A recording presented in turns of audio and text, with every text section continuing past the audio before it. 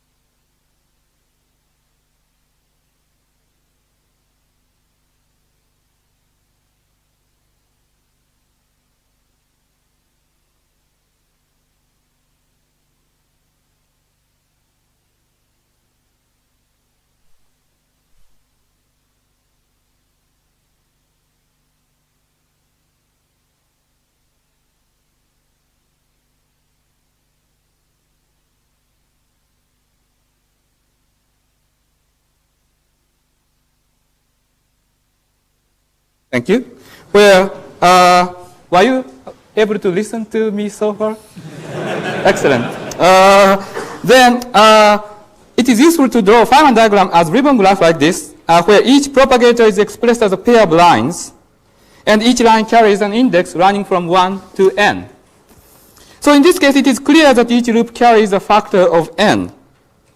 Now, the idea is this, that if I fill each loop of the ribbon graph by a disk, like this, then each graph is turned into a closed Riemann surface, and the dependence of the graph on G ammeres and n is then expressed as in this formula, the G ammeres to 2G to 2G minus 2, and G ammeres squared to times n to the power of h, where G is a genus of the surface obtained in this way, and h is a number of the loops in the original diagram.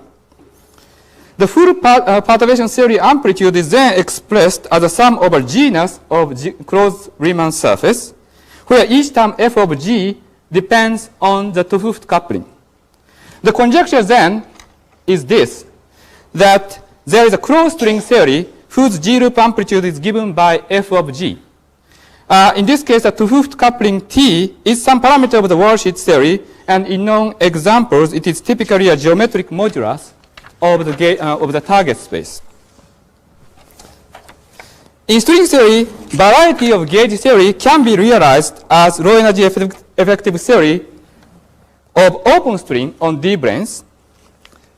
Ribbon graph of these gauge theory have natural interpretation as describing open string world sheets ending on the D-branes. In this context, the 2-Hooft conjecture has a natural generalization about the conjecture between D-branes and closed string background. Let me explain what I mean. Consider this open string diagram with fixed number of handles and holes. It is weighted by the factor lambda, lambda is a string coupling constant, to 2G minus 2 and n lambda to the h, where the factor n here comes from the Champeto factor for each hole. If we take the low energy limit of this, we obtain the gauge theory amplitude for the corresponding ribbon graph. But this is simply a kinematical fact about low energy limit and has nothing to do with the conjecture by itself. In fact, we may choose not to take the low energy limit, and we can still make a conjecture. The conjecture is that after summing over number of holes here, for a fixed number of handles G, we obtain G-loop closed string amplitude. On this closed string side, the 2-Hooft coupling T is some parameter of the closed string background. So, as I have written here, we can make a more general conjecture about the equivalence between D-branes and closed string background, and it is in this context that I'd like to prove the large N duality. Of course, if we take the low energy limit of the open string side here, and take the corresponding limit of the closed string side, this generalized conjecture reduces to the traditional conjecture about the large N duality.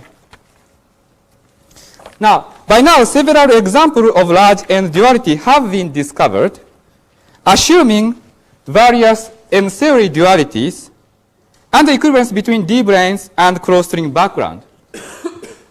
The ADS-CFT correspondence is a well-known example of this. Now, another interesting class of duality is the equivalence between topological open string and topological closed string, which I call here topological string dualities. The first type of topological string duality discovered by Gopakuma and Buffer states that the Chern-Simon gauge theory in 3 dimensions is equivalent to topological closed string with a twist on the Calabi-Yau threefold. In the spirit of the previous transparency, the Chern-Simon gauge theory can be kinematically obtained from topological open string on A-type D-brane wrapping on a deformed Calabi-Yau singularity. And this was shown by Witten. On the other hand, the corresponding closed string is living on a small resolution of the same Calabi-Yau singularity.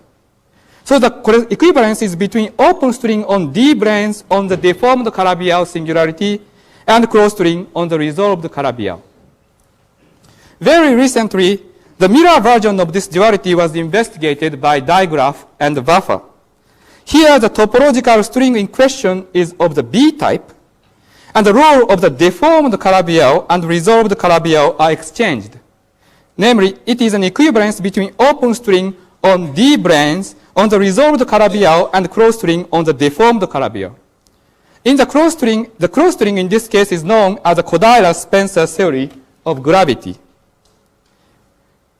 One of the amazing things about this is the open string side gives a matrix model of the type studied in the context of C less than 1 string theory in the early 1990s, but we do not have to take the double scaling limit in order to have the nice closed string interpretation.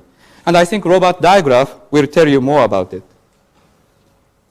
These conjectures have been derived assuming that M-theory exists as a mathematical framework together with all the dualities.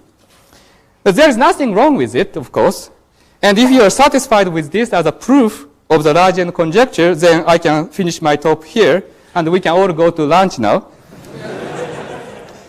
But I think it would be nice if we can actually prove that M-theory exists, and that D-branes and closed strings backgrounds are equivalent, etc.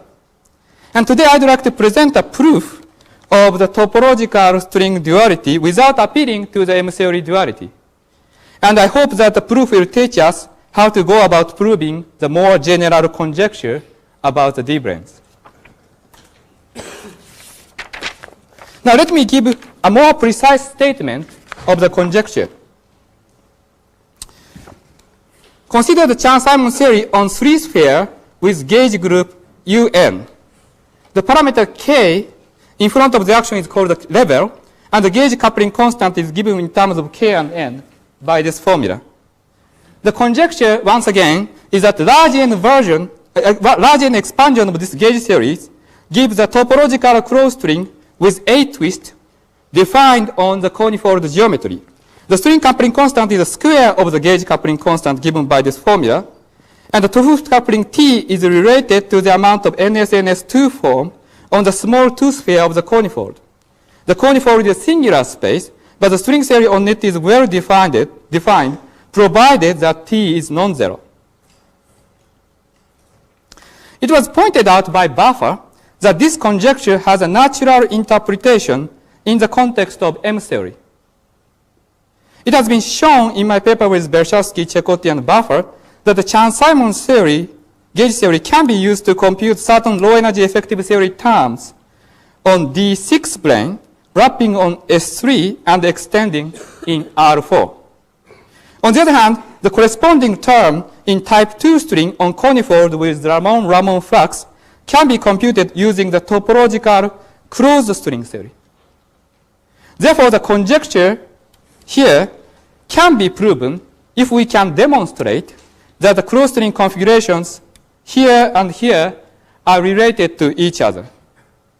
And in fact, it was subsequently shown by Atiyah, Mardasena, and Waffa that these superstring configurations are indeed smoothly interpolated from one to the other by uplifting these configurations to M-theory on manifold with G2 holonomies. So if you believe the M-theory duality, then this would be the proof of the conjecture. But as I said, the conjecture can be stated in each order in string perturbation theory as a sum over holes of open string diagram with the fixed number of handle G gives a G-loop closed string amplitude. So it should be possible to give a direct worldsheet proof of this conjecture. And this is what I'd like to do in the rest of my talk. So here is a proof. The idea is to start with the closed string side and study the limit which correspond to the small two-hoof coupling, T. We want to see that closed string computation give rise to a sum over Feynman diagrams of the gauge theory. And to do so, however, we need a good description of worldsheet when T is small. As I mentioned, it is a singular limit. T goes to 0 is a singular limit in the closed string background. And to clarify the nature of the singularity, we will use the linear sigma model method developed by Witten. The linear sigma model in this case contains one vector multiplet V and four chiral multiplet A1, A2, and B1, B2. We have the potential given by this formula. Can you see this? And where sigma is a complex scalar field in the vector multiplet V, and small a and small b are the chiral multiplets, scalar field in the chiral multiplets. E here is the electric charge carried by these chiral multiplet field. In the infrared limit, remember E has a dimension of mass in 2 dimensions, so E goes to infinity in the infrared, and the theory flows to the nonlinear sigma model on the conifold. In this description, the parameter T appears as a theta term for the vector multiplet field on the worldsheet. Well, to be precise, this is actually for aficionados, the people who know things, that it is known that there are 2 decoupled conformal field series which arise in the infrared limit of the linear sigma model. We are interested in the so-called the Higgs branch theory. When T is not equal to 0, the Higgs branch theory flows to the sigma model on the conifold. As I mentioned, this sigma model becomes singular when T goes to 0. The linear sigma model description tells us exactly what happens in that limit, and here is what happens. Here is what happens in when T goes to 0. As we can see from this form of the potential, we can either have sigma equals 0 and A and B non-zero, or sigma is non-zero and A and B are equal to 0. These are the 2 possibilities for the ground state of the potential. And correspondingly, here we have the 2 possibilities. If A and B are non-zero, the gauge theory for the vector multiplet is spontaneously broken, and we call this as the H phase. And the target space of this phase is a conifold geometry, and in fact, it flows to the smooth part of the conifold geometry. If, on the other hand, the gauge symmetry is restored in the C phase, where sigma can be non-zero, but A and B are set equal to 0. Since the field carrying charge are all set equal to 0, so you have the symmetry restored. Now, however, there is one important point. If T is not equal to 0, this theta term here gives rise to a constant electric field in 2 dimensions, and therefore generate a non-zero vacuum energy in this C phase. So there is an energy gap between these 2 phases when T is non-zero. However, in the limit when T goes to 0, the vacuum energy of the C phase becomes degenerate with that of the H phase, so the both phases coexist on the worldsheet. So the linear sigma model description tells us the singularity at T equals 0 is due to this emergence of this new phase here, which does not have the interpretation of the geometry of conifold. It's something new. And it was suggested, in fact, by Gopakuma and Buffer that the topological string duality can be proven by regarding this new phase as a holes on the worldsheet. Now, we are going to quantify this suggestion. Now, so here is what I'm going to do. We have this infinite dimensional space where we are going to do the functional integral over sigma. And then we are going to decompose them into sum over subspaces. And I'm going to show you that each of which give rise to a particular Feynman diagram of the gauge theory. Now, this sounds like a tall order, but it is possible. Now, more specifically, what I'm going to do is for each configuration of the sigma field, we separate the worldsheet into two phases, C and H phases, depending on whether the absolute value of the sigma field is greater or less than this fixed cutoff value sigma star. If sigma is greater than sigma star, we call the region C phase. So this is a more precise definition of the C phase. And if it is less than sigma star, we call this as a H phase. We can then turn the part of the functional integral into a sum over sizes and the shapes of this C domain. And so you can see that these sizes and shapes of the C domains are kind of a collective coordinate of this sigma field.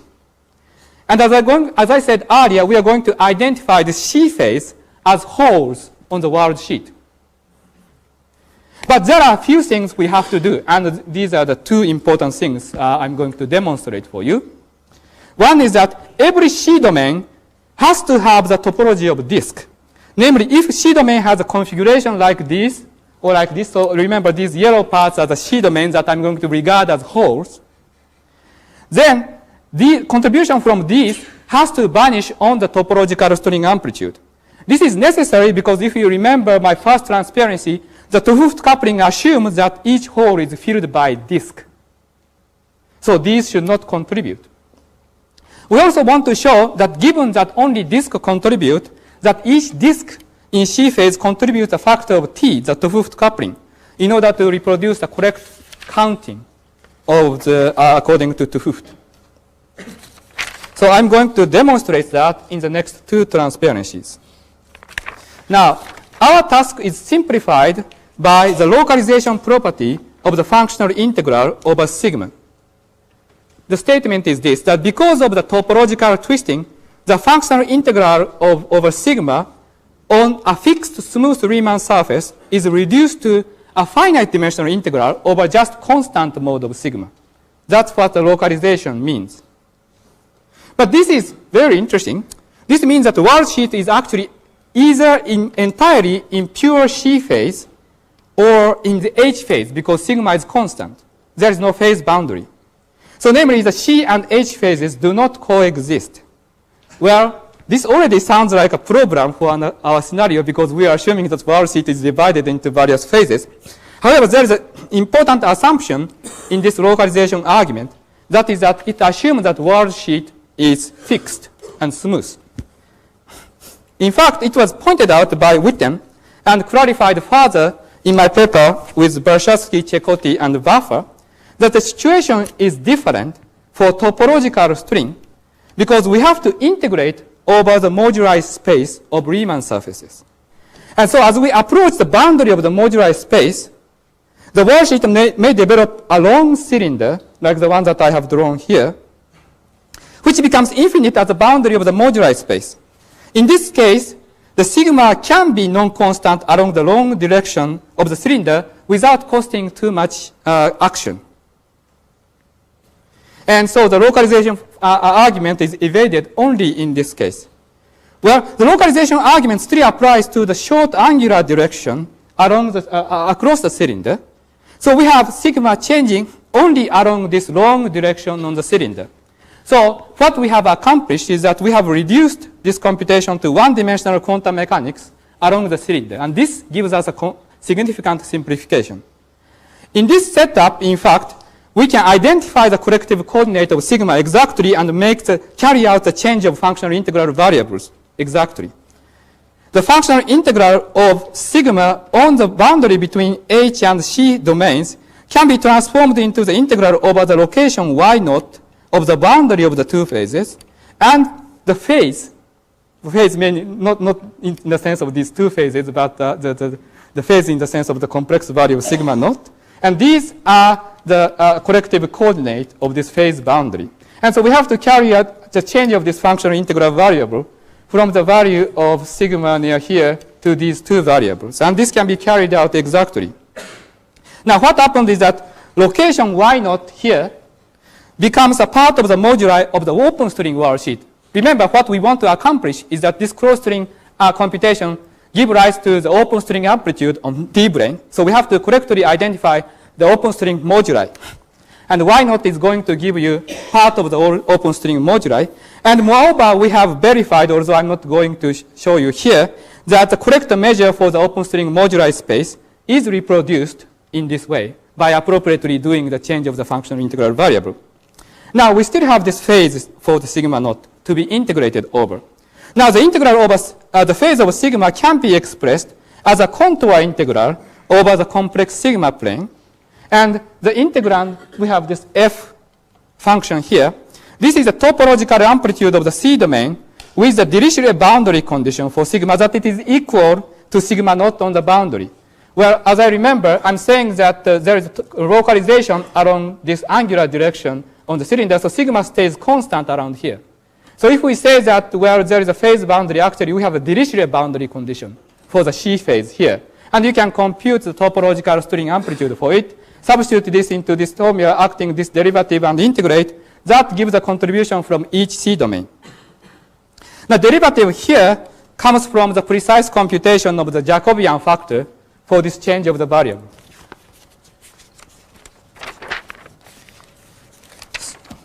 Now, the remaining task is to compute this topological string amplitude on this C domain and the contribution from it.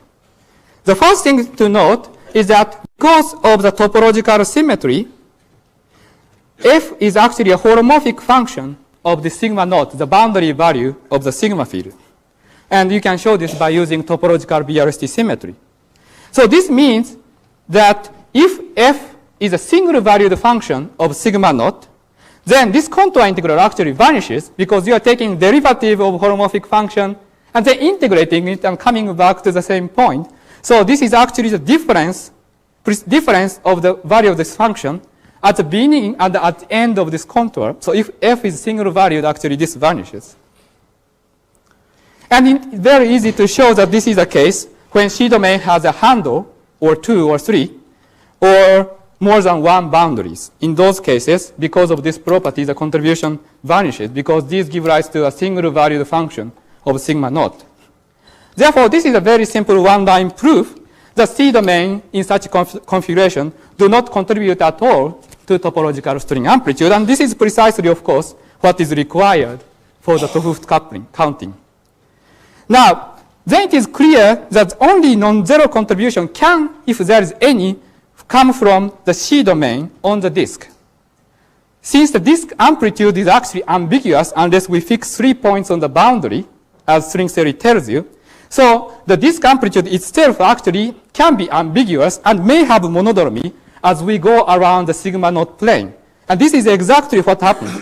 We can compute this monodromy of the disk amplitude exactly using this localization formula, as I mentioned before.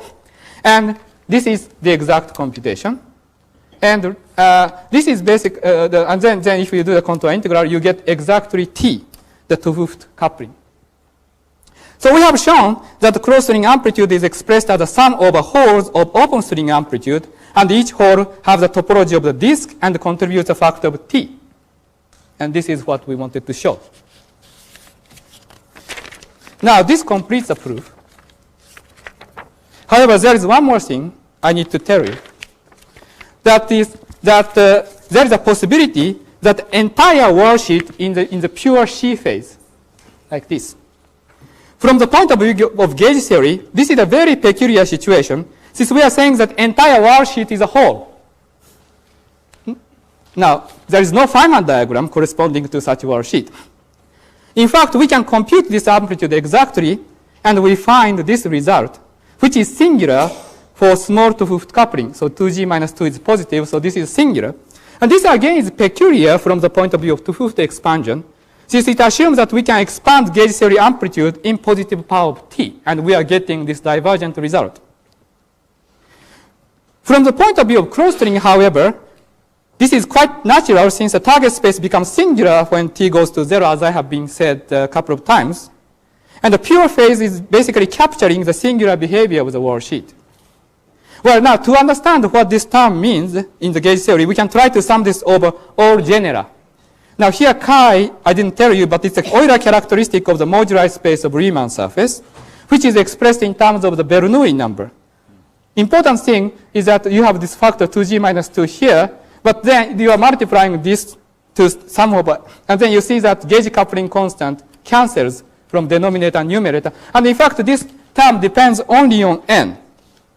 And in fact, you can carry out this summation using the Binet integral. And we find that this is equal to the log of the volume of un. This is the famous McDonald's formula for the volume of the group un, which comes from the fact that actually un is a product of, homotopically product of these spheres. We can then identify the measure factor of the Chern-Simons functional integral. The factor is not included in the standard Tofuft expansion, but it is there in the exact gauge theory amplitude.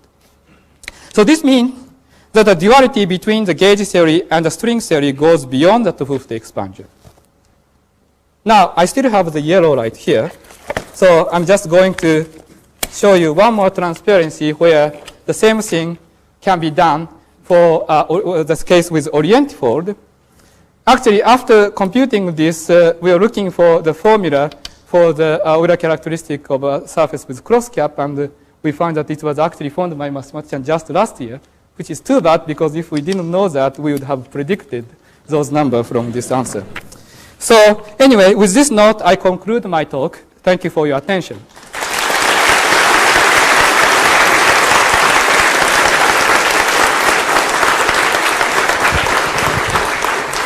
Other questions or comments?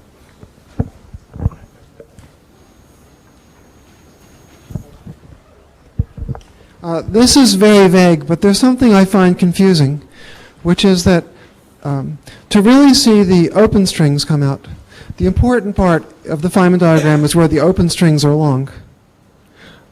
Yes. That's where you really see field theory, and you're trying to see Chern-Simons field theory.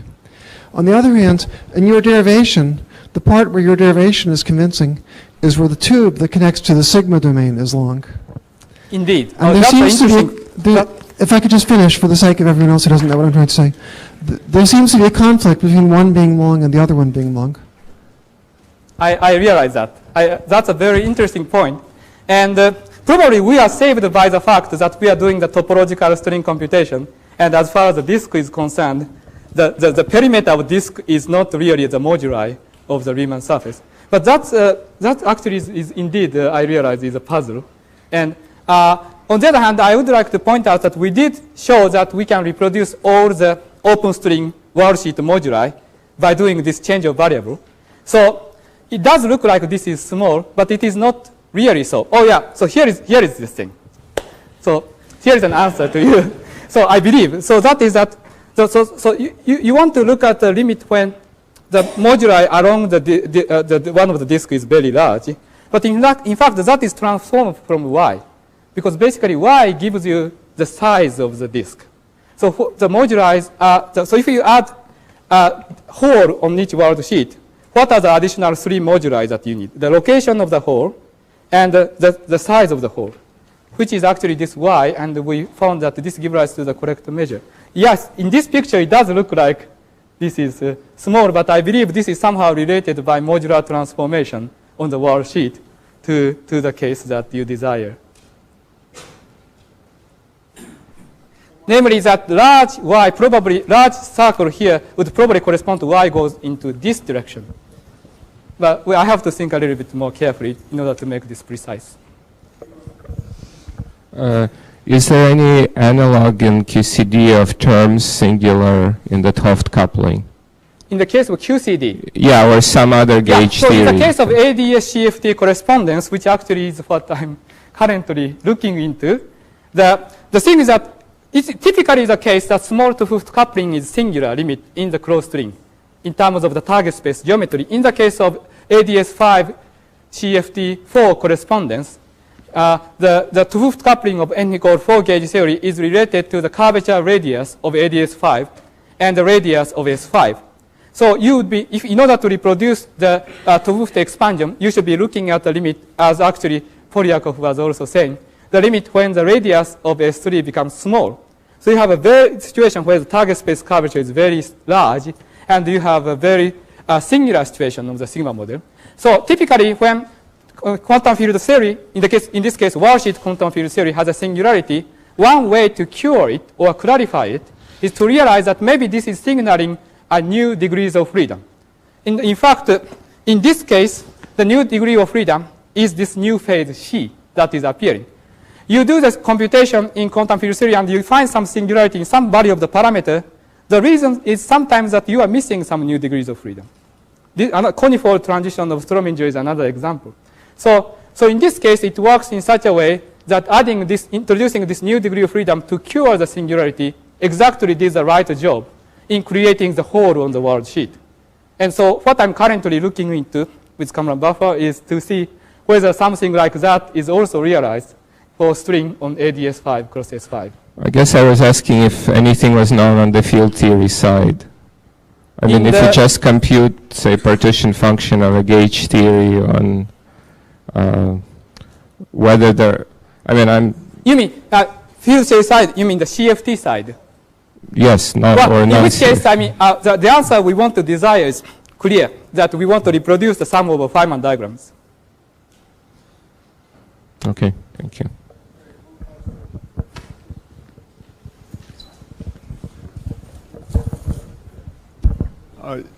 Related maybe to the last question, what's the n dependence of these effects again? Can you? Yes. Well, the counting may be slightly different from what you are familiar with. But basically, we have G m mills and the G m mills square and times n. And I'm identifying the G m mills square as the string coupling constant, cross string coupling constant, as is always the case for open string cross string. Right. And then T is a parameter of the string theory. Now, since we are fixing T as a parameter of cross string Worldsheet, so you could have said that you could have normalized this into here, and you are saying that we are expanding 1 over n to the 2g minus 2. That's the same thing. Okay, and so you have singular contributions in that expansion. Singular contribution for fixed for each order in 1 over n expansion, but small two-fifth coupling. If you are referring to our result in the last transparency, here, for example, then we are looking at a small two-fifth coupling for fixed order in G, that is for fixed order in 1 over n expansion. Okay. Well, I'm looking, oh, okay. Fine. We'll discuss it later.